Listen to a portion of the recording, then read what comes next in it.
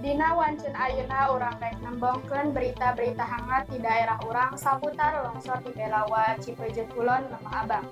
Cirebon 21 April 2025, hujan nu turun kalawan deras salila sababaraha jam menyebabkan longsor di Pasir Belawa.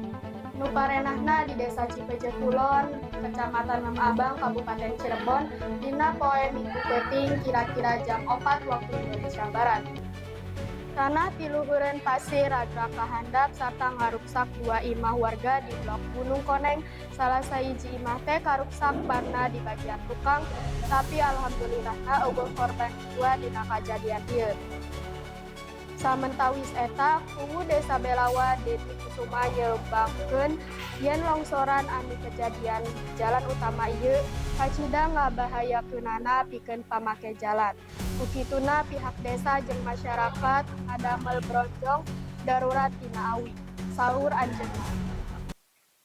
Dina waktu nu sarua aparat desa jeung warga babarengan ngalakukeun bebersih jalur.